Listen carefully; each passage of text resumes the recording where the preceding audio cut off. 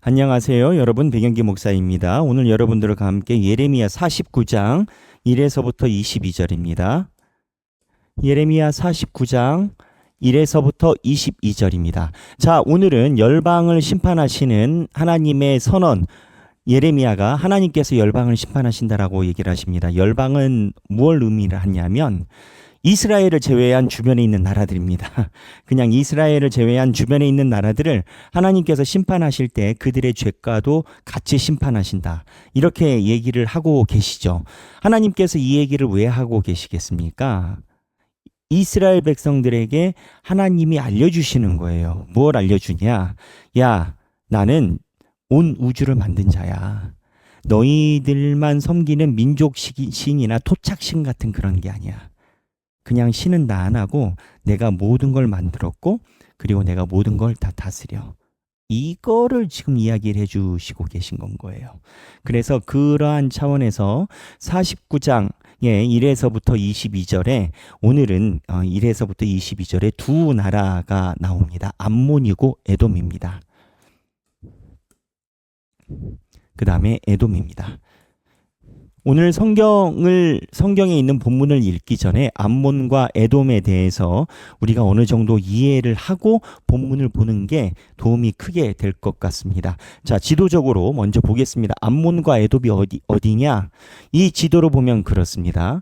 이 지도에 보면은 남유다가 여기예요. 예루살렘이 여기입니다. 그리고 암몬이 오른쪽 황토색으로 된 거 있죠? 여기가 암몬이에요. 에돔이 어디냐? 에돔은 여기 남쪽입니다. 이 남쪽에 있고요. 그 다음에 여기 북쪽은 북이스라엘 땅이었는데 북이스라엘이 700년경 아수르에 의해서 여기가 멸망이 되죠. 그리고 남유다가 멸망된 게 586년. 그러니까 한 150년 정도의 차이가 있었죠. 721 내지 2년이니까 약 150년 정도의 차이가 있습니다. 남유다가 멸망하기 전에 북이스라엘이 150년 전에 먼저 멸망했고 그 다음에 남유다가 멸망했죠. 이게 성경에서 보면 150년 그런가 보다라고 생각할 수가 있는데 저희가 지금 2025년이잖아요.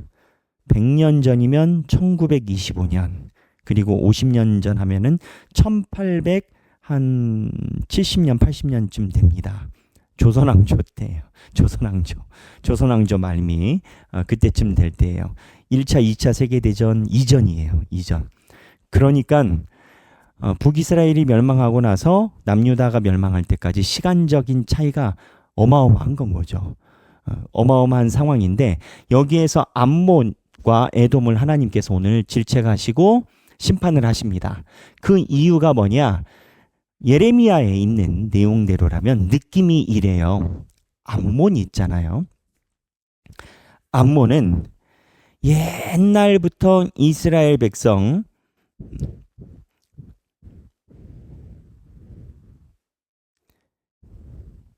암몬은 예전부터 이스라엘 백성과 불편했어요. 불편했는데 이 암몬은 이스라엘 백성과 불편하다가 어떠한 일이 있었냐면 북이스라엘 북왕조가 멸망한 후에 예레미야가 볼 때 이 암몬이 이쪽 북이스라엘의 공유지를 암몬이 점거를 했다라고 봅니다. 무슨 말이냐? 옛날에는 국경이 지금처럼 뭐 정확하지 않았고 사람들이 많지 않았기 때문에 공유지가 있었고 그냥 인식적으로 여기까지가 뭐 바벨론의 영토 뭐 이런 개념으로 있었지 않겠습니까? 북이스라엘이 멸망했어요. 아수르가 멸망시켰단 말이에요. 근데 아수르의 본지는 사실 북쪽에 거하지 않았죠. 아수르 보면 아수르가 여기 있지 않습니까? 여기가 모함 있고 암몬이 있지 않습니까? 여기에 이제 북이스라엘이란 말이에요. 그러니까 아수르 입장에서는 그냥 치고 온 거죠. 그래서 북이스라엘에 있는 북쪽에 있는 땅이 다 비었어요. 주인이 없어졌죠. 그때 암몬이 북이스라엘의 땅을 점거합니다. 어떤 내용이냐? 하나님의 백성이 심판받을 때 하나님의 백성이 누리고 있었던 것을 소위 조금 과한 표현을 쓰면 얍삽하게 아주 그냥 비겁하게 살짝 그 재산과 이 모든 걸 취한 겁니다. 암몬이. 이걸로 야단을 받아요. 그리고 에돔은요. 에돔은 무엇 때문에 심판을 받냐면 이 에돔은요. 세상으로 이야기를 하면 지혜가 많은 나라로 묘사가 돼요. 어떠한 지혜인 줄 아세요? 붙을 때 붙고 붙지 않을 때 안 붙어요. 소위 우리 지금 표현으로 얘기를 하면 사바사바를 잘해 에돔이. 그래서 에돔이 바벨론이 북이스라엘 남유다를 멸망시킬 때 바벨론에 붙어서 사바사바 잘해요. 그리고 그 다음에도 그 민족 그 전에도 사바사바를 잘했어. 그래서 하나님이 보실 때 이 암몬은 북이스라엘이 멸망했을 때 하나님의 백성이 고난을 당할 때 오히려 침노해서 비겁하게 재산을 취한 민족으로 묘사가 되고요. 이 에돔은요. 이 격변기 시대에 소위 자기가 똑똑하다고 머리가 좋아가지고 정치적으로 스탠스를 가져가서 살아남는 사람의 표상이 됩니다. 이 둘을 하나님께서 오늘 치세요. 제가 설명한 것만 들어도 기분이 안 좋죠. 우리는 보편적인 윤리가 모두 다 인간은 있기 때문에 이러한 모습을 좋게 생각하는 사람은 보편 윤리로는 없어요. 처음에는. 그런데 사회생활을 하고 살아가다 보면 사람들이 하는 얘기가 있죠. 그렇게 아둔하게 살아서 어떻게 할래? 세상에서 사는 법이 있지. 사바 해가지고 회사에서 잘 되고 진급하고 뭐 그게 인생이지. 그게 있고 또 다른 쪽에서는 뭐냐? 남이 누리고 있던 게 징계를 받아서 또는 사정이 있어서 심판을 받고 재산에 문제가 생겼을 때 그 틈새를 들어가는 건 거죠. 그래서 본인들이 그걸로 부를 착취하는 건 거죠. 자, 암몬에 대해서 먼저 이야기를 합니다. 암몬. 그 다음에 에돔. 제가 말씀드린 것과 성경 구절에 연관된 것을 설명드리겠습니다. 자, 성경 보세요.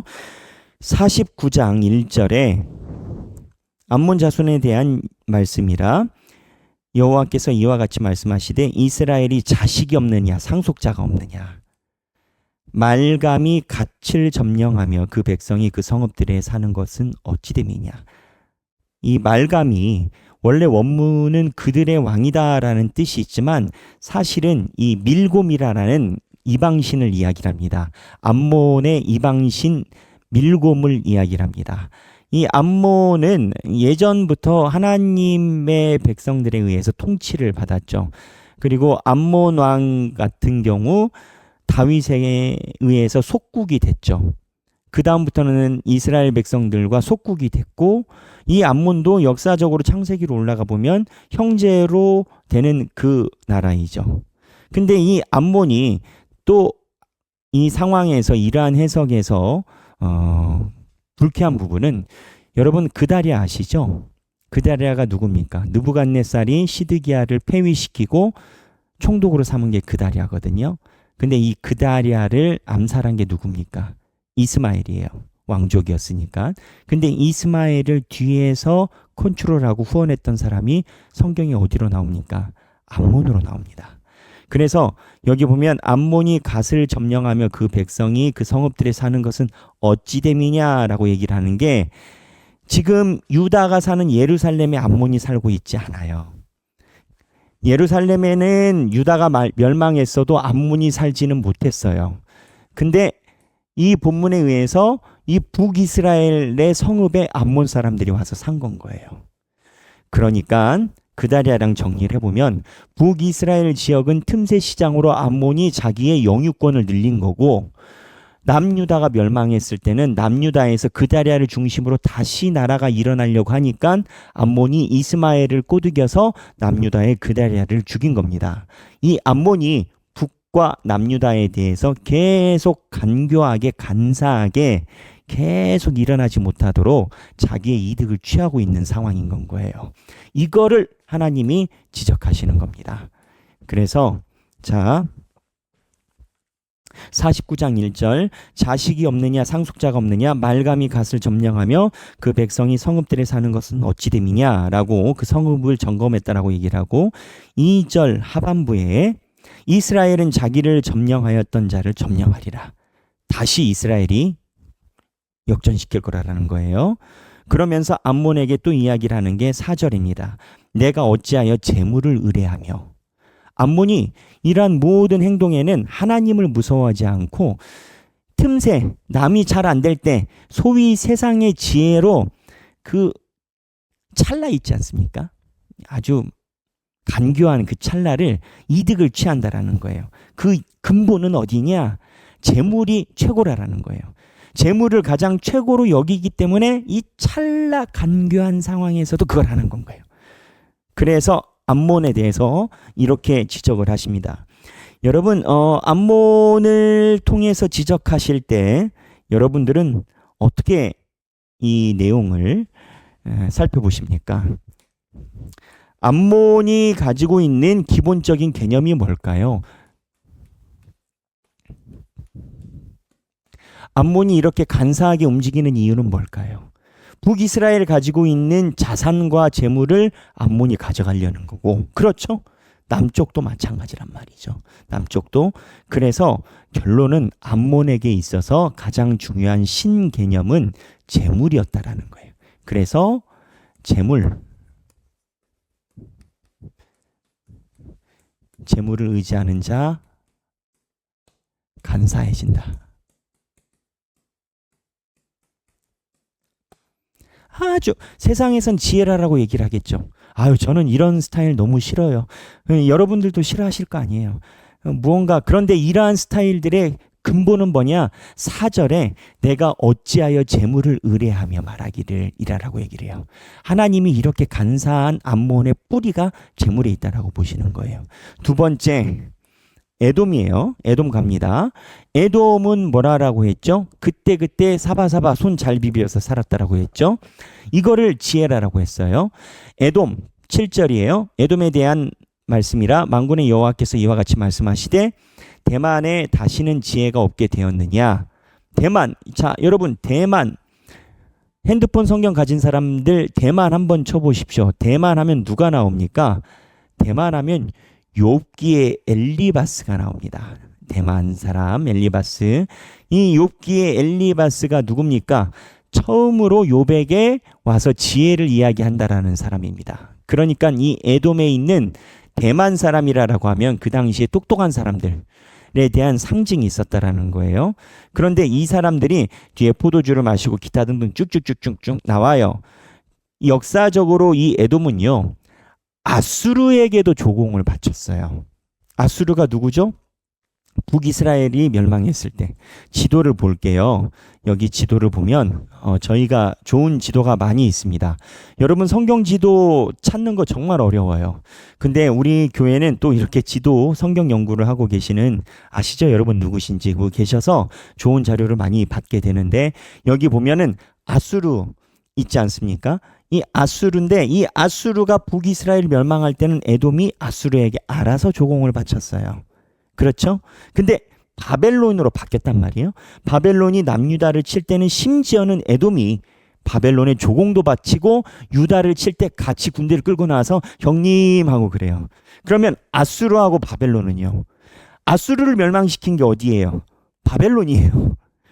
그러니까는 아수르한테 조공 바치면서 형님 하다가 이 형님이, 아수르가 바벨론에 의해 멸망됐는데 얼마나 능력이 좋은지 바벨론에게도 형님 한 민족인 건 거예요. 아유, 세상 사는 게 다 그래요. 저도 뭐 오랜 세월을 살아보지는 못했지만 때로는 제 동문들, 때로는 또 저와 가까운 관계에 있는 사람들도 이런 모습을 봅니다. 그때마다 사람이 자기 길을 선택해서 사는 거지 뭐 이렇게 생각을 하지만, 한편으로는 하나님의 말씀이 위로가 돼요. 하나님이 이런 행동을 안 좋아하신다니까요. 하나님을 믿고 안 믿고를 떠나서 하나님이 추구하시는 의에 안 맞아요, 이게. 그러니까 에돔이 두들겨 맞는 건 거예요, 지금.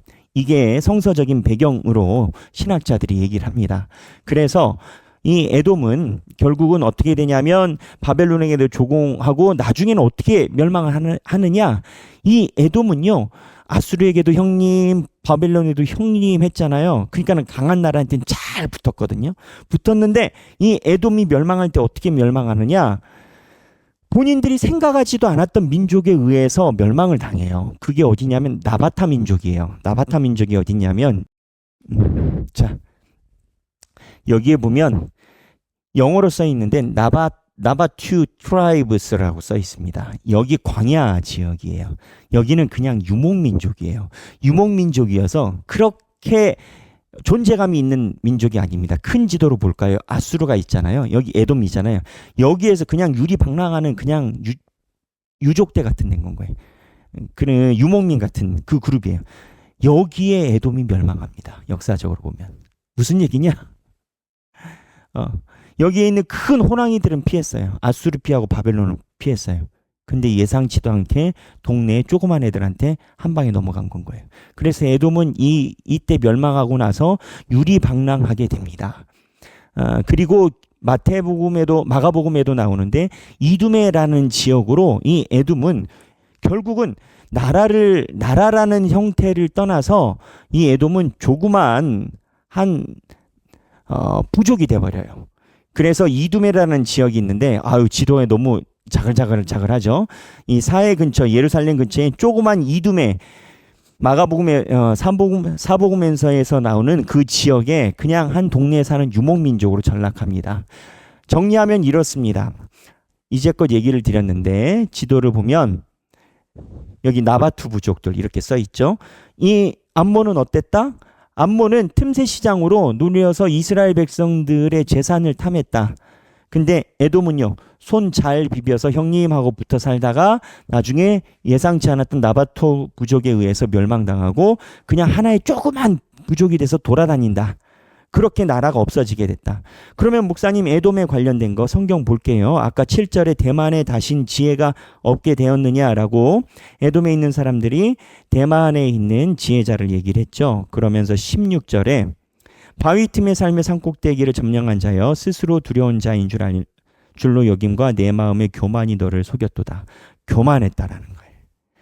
그래서 이제 교만한 이유가 뭡니까? 에돔 사람들이 교만했었던 이유는 하나인 겁니다. 자기네들이 똑똑해서 현실 정치를 피해갈 수 있다.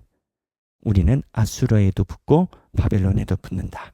또 어느 나라가 강자가 되면 우리는 그 나라와도 잘 살 수 있다. 이런 느낌인 건 거예요.